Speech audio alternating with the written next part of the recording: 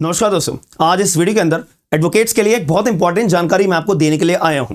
Recently भी क्या हुआ है, इलाहाबाद हाईकोर्ट के सामने एक बहुत यूनिक बात सामने आई है। मान लेते हैं कि एक वकील साहब हैं जो अपने क्लाइंट को रिलीफ दिलाना चाहते हैं।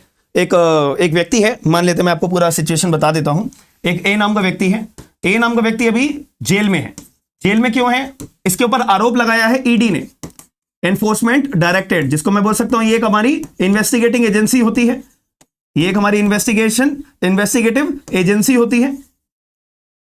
अब ए नाम के व्यक्ति के ऊपर ईडी ने आरोप लगाया हुआ है कि ए नाम का व्यक्ति ना एक अपना मैनेजर था एक बैंक के अंदर, और इस मैनेजर होने के नाते इसने बैंक को नुकसान पहुंचाया है 252 करोड़ से भी ऊपर का। ठीक है, और लोगों को लोन दिलवा दिए और उनसे थोड़ा पैसे अपने बना लिए बीच में, तो 252 करोड़ रुपए तक का लोन जो नुकसान है वो बैंक को झेलना पड़ा है। तो ऐसे केस में ईडी ने यहां पे बोला है कि ए नाम के व्यक्ति ने prevention of money laundering act, जिसको हम PMLA शॉर्ट फॉर्म में बोलते हैं, इसके तहत हम ए नाम के व्यक्ति को अरेस्ट करते हैं। अब ए नाम का व्यक्ति जेल में है। फरवरी 2024 से ए नाम के व्यक्ति को जेल में डाला हुआ है।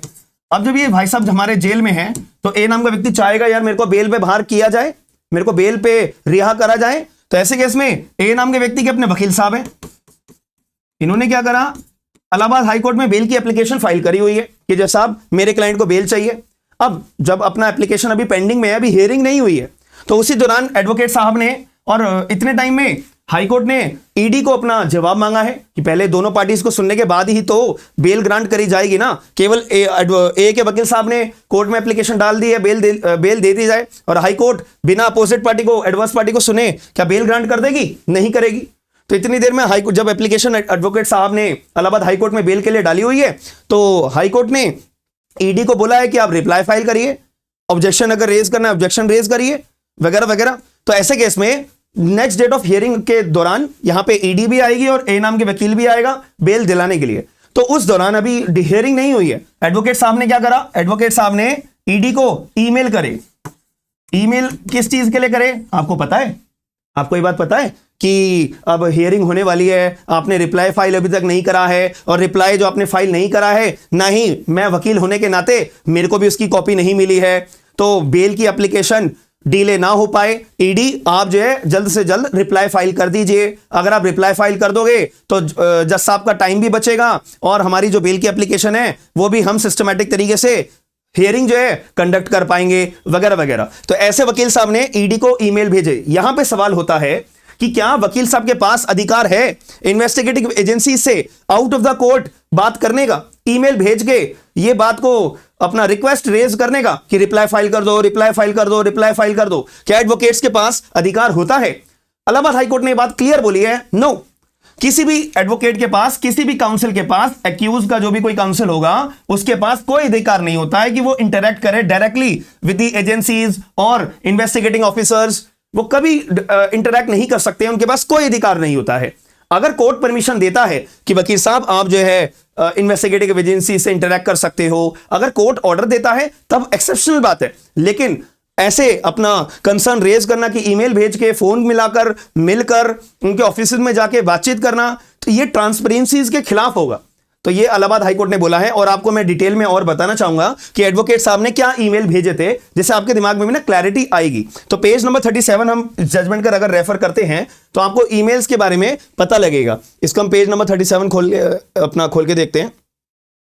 ठीक है, ये हमारा पेज नंबर 37 है। यहां पे एनफोर्समेंट डायरेक्टरेट ने एक अपना एफिडेविट जमा करके इलाहाबाद हाईकोर्ट में कंप्लेंट के तौर पे लगाई कि देखो जज साहब, वकील साहब ना हमारे को ईमेल भेज रहे थे, एक्यूज के जो वकील साहब है वो हमारे को ईमेल भेज रहे थे। हालांकि ईमेल एड्रेस है जो मैंने मतलब हाइड करा हुआ है।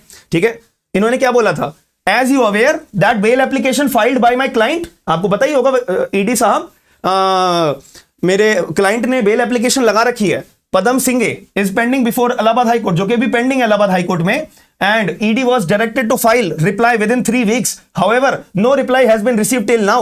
ED आपको पता नहीं है, कोर्ट ने आपको बोला था कि 3 हफ्ते के अंदर रिप्लाई फाइल करना, और अभी तक आपने रिप्लाई मेरे को भी नहीं दिया है, कोर्ट को भी जमा नहीं करा है। ठीक है, you are kindly requested to reply as soon as possible, कि आप जल्दी से जल्दी रिप्लाई फाइल कर दो। दोबारा एक और ईमेल आता है, I am the counsel on record of the petition Padam Singhe in application number, ये हो गया on with the honourable high court ने ऑर्डर करा है, even date has been directed your office to file reply, मतलब आपके ऑफिस को रिप्लाई फाइल करने की बेल एप्लीकेशन के लिए डेट दे दी गई है, लेकिन आपने रिप्लाई फाइल नहीं करा है अभी तक। ठीक है, 3 हफ्ते आज की तारीख में 2/9/2024 को अपना एक्सपायर होने वाले हैं और आपने रिप्लाई फाइल नहीं करा है। तो vide the present communication I intended to apprise you that either my office nor my office, मतलब ना तो मुझे ना मेरे ऑफिस को कोई भी रिप्लाई फाइल नहीं हुआ है। मुद्दे की बात यहां पे है, क्या एक तरह से ये शो हो रहा है कि एडवोकेट जो है वो इन्वेस्टिगेटिंग एजेंसीज को रिप्लाई फाइल करने के लिए एक तरह से बार बार ईमेल करके एक पॉइंट आउट कर रहे हैं। तो सवाल ये उठता है, क्या वकील ऐसा कर सकता है? The answer is no.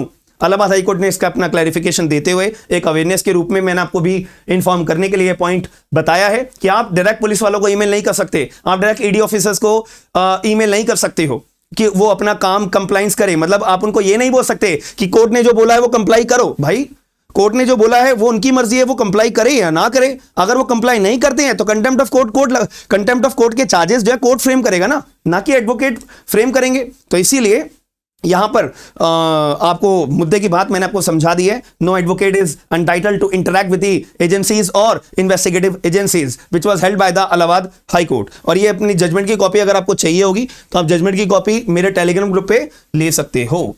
ठीक है जी, ये अपना केस का नंबर है, आप इलाहाबाद हाई कोर्ट की वेबसाइट पे जाकर भी अपना चेक कर सकते हो। और अगर वीडियो के अंदर जो मैंने आपको जानकारी दी है वो आपको अगर पसंद आई है तो एक बार वीडियो को लाइक एंड शेयर करके लोगों को अवेयर जरूर करिएगा। साथ में आप में से अगर जो भी कैंडिडेट ऐसा है जो अपना जुडिशरी की तैयारी कर रहे हैं तो आप लोग हमारी एप्लीकेशन डाउनलोड कर सकते हो स्मार्ट एंड लीगल गाइडेंस के नाम से, जिसमें AIB 19 का बैच एंड फर्दर हमारे बैचेस हैं। और अब नवंबर के एंड में या दिसंबर में हम एक नया बैच और लॉन्च करने वाले हैं भारतीय नागरिक सुरक्षा संहिता का। तो आप लोग ज्वाइन करना चाहते हो और लगता है कि ये नए सब्जेक्ट्स हैं, नए कानून है, तो मैं इसमें वीक हूं, तो अभी 2 सब्जेक्ट्स हम अभी ना, एक तो सब्जेक्ट हम शुरू कर चुके हैं, नेक्स्ट सब्जेक्ट हम शुरू करने वाले हैं, तो आप लोग ज्वाइन कर सकते हो smart and legal guidance application download करने के बाद में। डिस्क्रिप्शन बॉक्स के अंदर लिंक आपको अवेलेबल हो जाएंगे और टेलीग्राम ग्रुप पे सारे जजमेंट्स ऑफिशियल अपडेट्स आपको डेली बेसिस पे अपडेट मिलते रहेंगे। बाकी मिलते हैं नेक्स्ट वीडियो में। थैंक यू, धन्यवाद।